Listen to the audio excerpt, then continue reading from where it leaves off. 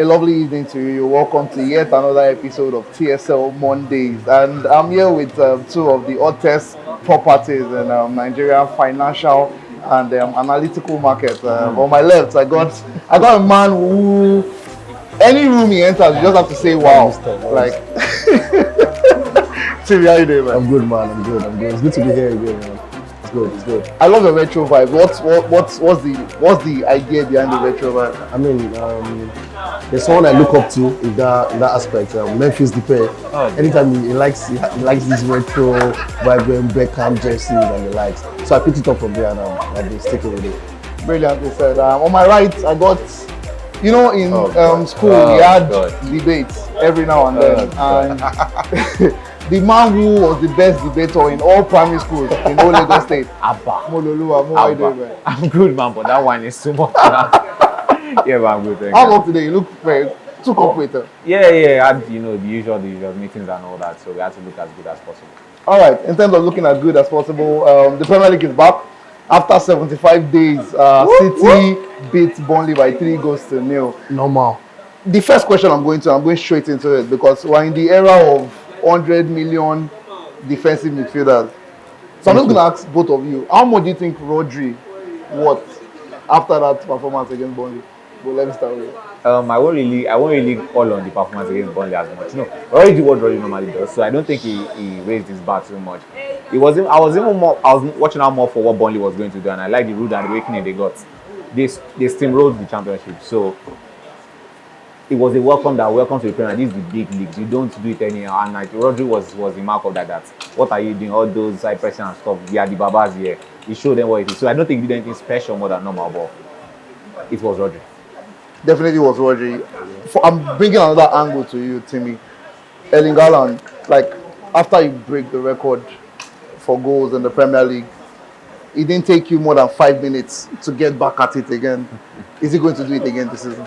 Yeah, it's definitely going to do it again. You see, there's something driving that hunger. And those are the kind of players that Pep really likes because he's a manager that wins trophies. Do you understand? So he needs people that can actually stay hungry. You understand? And that's what Haaland does. He has started, and it's not stopping. This season will be long, bro. It's going to be long. Wait, so to be clear, do it again. Do you mean it's going to break record again? No, I mean it will just come more than 30 again. Okay. There's no World Cup break, no. We're going. Wow. All right. He doesn't have a choice. All right. Let's talk about Burnley, though. I mean, great performance from them. Honestly.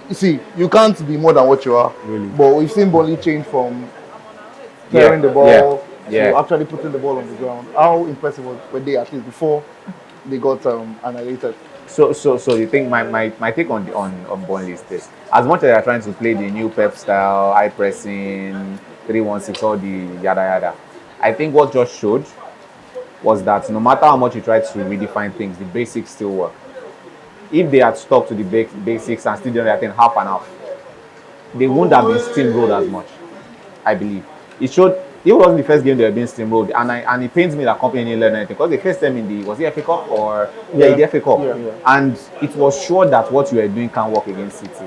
I hope company is not a stubborn person. Yeah, because he has to understand, he has to complement what you are doing with something like a good backbone. I was saying the names then. I don't even care about the quality of the guys, but there are some profiles you need to be there. I'm sure that midfield they lost it. They focus more on their attack and their defensive progression than the actual core which is supposed to be midfield. Yeah. If they had a strong mind, that midfield they would have done a little more. But I didn't see that person that could be the force to match the onslaught from us. That's what I saw. I hope company learns. Brilliantly said. Let's move from Burnley, and I want to go to Brighton in relation to what he said. He said that there are these new teams. We saw Luton Town go to Brighton and they got beat 4-1. Do they need to ensure that, this is my style of play, but I need to adapt? Because these guys that are coming to me, they've been playing in the Premier League. I'm sure Brighton is a method or is a formula that they would like to adopt. So is it a matter of just calm down, be tactical, be strategic, and just get that draw, get that 1-0 win, and move away? You see, I saw it in what Fulham did last season when they came. Ideally, once Fulham comes, they are going back. You understand? But in fact, in their first game last season, I saw the difference in style because I actually watched them in the championship this season prior to that. So when I saw the difference in style, you can just they play according to the opponents they're playing. You understand? Yeah. There is no this is who we are, this is our philosophy, this is how we play. No, this is who we are playing.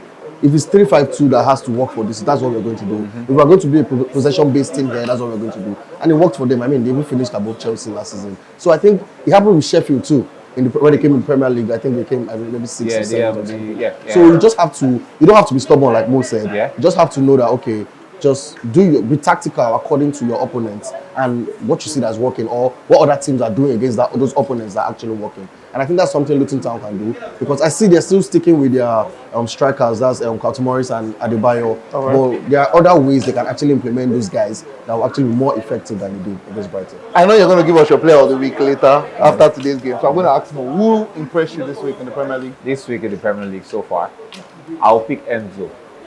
And there's a reason I'll pick Enzo. Enzo was already known to be good. Basically, I won't lie, when Enzo was coming, I knew it was good, but I didn't think it was that guy. But yesterday against Liverpool, he held his own, even though the midfield was just open play for everybody. But he held his own in fact that he basically 2 roles yesterday. A lot of people didn't notice. He was doing the holding midfielder thing and still doing the box to box. Yeah. Because he had to pick the ball from Gallagher and still progress. Some people misconstrued and thought Gallagher was the one that was starting the play, but it wasn't him. Gallagher won the ball there and gave it to him. Gallagher had only 1 long ball throughout yesterday. Enzo had 11.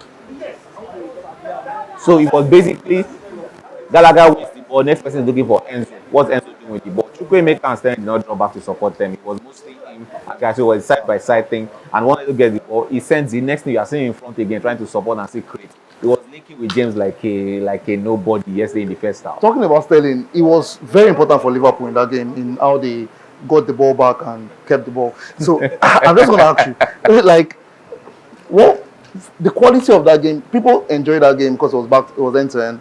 But do you think it was because there was a lack of a defensive midfielder or defensive midfield presence in Liverpool? I was surprised they played with McAllister, Szoboszlai, and Gakpo in midfield.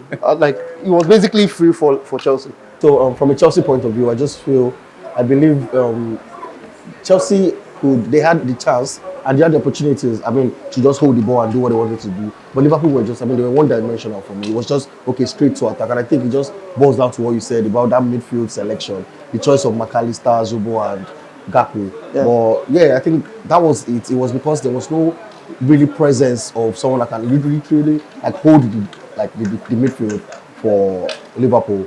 And I think that's why I was just free-flowing for... Were you impressed with that performance as a Chelsea fan? It's something to build on. You understand? I've been more frustrated. Towards the end of last season. So I'm seeing progress, and it's a new era. So let's see. Definitely. I want to talk about that Liverpool game. So I won't think, when I think about it, I don't think it's been the plan from club that there's no point in trying to fake the midfield thing. Let's just play free-flowing and see anybody that can score. I think that's what it showed in the first half, because they're just trying and to pile it on. Exactly. It would have been a different game. Yeah, that's the thing. So I think second half, you saw that they just slowed down, they sat back a little more. So I think it was just first half, let's see what we can do. And then that was the plan. That's why I just don't remember none of that. I don't doing the plan. All right, there you have it. That's our Premier League review of the week. There's one more game, and I'm going to ask the guys for their predictions. United versus Wolves. ETA said versus Oiland will not start. But do you think Marcus Rashford can push United to victory today? Yes. Actually, he's the main guy. He's still the main guy regardless. So I think he can actually be the one to spearhead Man U's chances. You are a United fan, so I expect a more emotional angle to this. What is United going to do against Wolves today? Wolves has been a team that, in the past couple of years, they seem to be booking problem, Manchester United. But with the change of coach, change of manager so soon, do you think Wolves will be able to cope with that and immediately use the new manager bounce to beat United tonight? Two things. I hope there's no new manager anything. That thing is a nonsense. I don't like it. And secondly, I hope Rashford and Bruno are at the top of their game, because tactically, I've not been impressed with what I saw in the preseason, so I don't know what to come. So I'm also hoping Rashford and Bruno are on top of their game, and then we'll see what goes. Brilliantly said. Well, guys, that's all we have for now. Thank you very much. We'll be back again next week to talk about the conference, the Super Cup rather, and all the action that would have gone through that week. Thank you very much. Till next time. Bye. Thank you.